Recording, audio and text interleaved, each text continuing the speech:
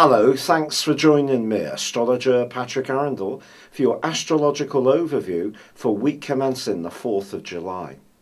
Monday sees Independence Day, but it also sees an incredibly important new moon in the sign of Cancer, but it angles up to Neptune in Pisces.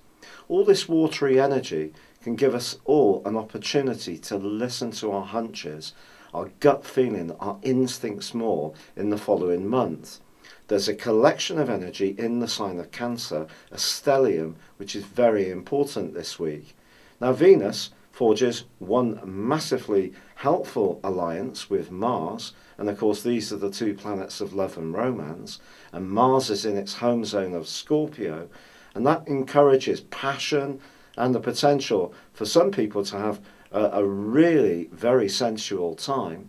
But Venus also clashes with Uranus, so if any relationship has become a little bit stale and predictable, it's time to talk, because all this emotional energy gives us an opportunity to be not necessarily forceful, but just share how we really feel. However, there is, as this week goes on, undoubtedly a big influence, and it's between the Sun and Mercury initially on Wednesday. And it's important, this can create some real brainwave moments, but it also can see us jump to conclusions rather too quickly. Of all the planets gathered in Cancer, Mercury is the one that's least happy about it. Venus loves being in Cancer, and of course the Moon does because it's the ruler of Cancer. But Mercury is a more logical influence, and it's the ruler of Gemini and Virgo.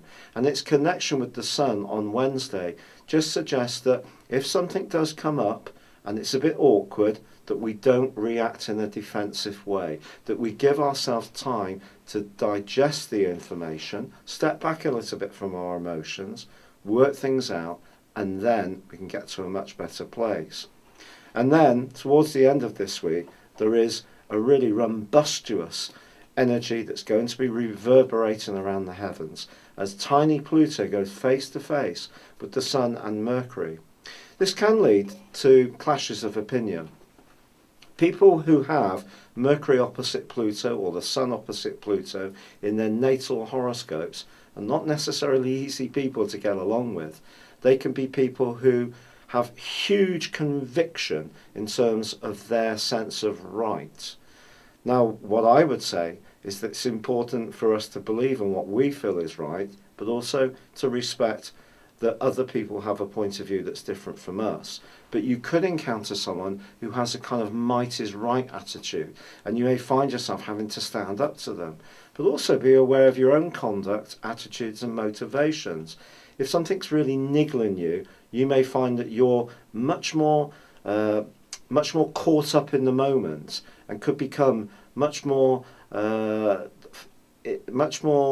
drawn into a debate, and there may be no winner. So it's going to be important, if there is a tussle or battle of wills that comes up, that it is one that's worth having, because you may end up having a row with someone over a fairly trivial thing when you look back on it. If it's something you absolutely have to stand up for your rights around, then good for you, go for it, don't be bullied.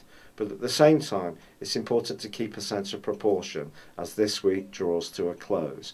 It's been a real pleasure being with you. Thank you for joining me. Good luck and goodbye for now.